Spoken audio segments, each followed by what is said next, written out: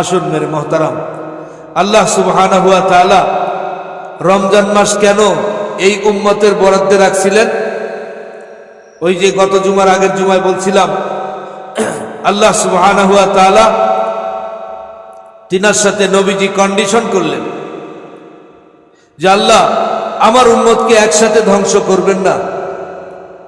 এবং নবীজি জীবনে একবারই বিদায় হজ, একটাই হজ আরাফা পেয়েছিলেন। সেই আরাফার দিবসে নবীজি সাল্লাল্লাহু আলাইহি সাল্লাম যেখানে উপস্থিত হলে আল্লাহ তাআলা তাদের গুনাহ মাফ করে দেন।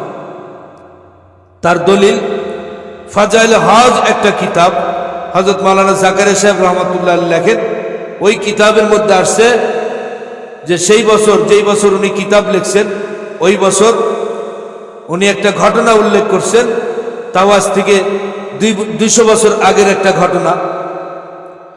সেই সময় আরাফার দিনে দুইজন ফেরেশতা কথোপকথন করতেছে, আর একজন আল্লাহর প্রিয় হাজী তিনি আরাফার দিবসে ইবাদত করতে করতে আল্লাহকে ডাকতে ডাকতে, বললাম না মসজিদে আসলে গুনাহ না থাকলে তন্দ্রা চলে আসে, ঘুম চলে আসে, আর যাদের গুনাহ আছে তাদের মন শুধু এখানে 3.5 হাত বডি হাজির করছেন। দেখেন এত ভালো কথা বলতেছি, একটাও ঢুকবে না ভিতরে।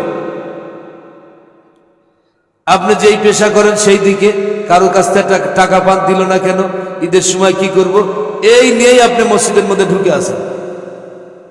হাজারো কোরআন হাদিস সরাসরি মন্থন করে শরবত করে খাওয়াই দিলেও কাজ হবে না।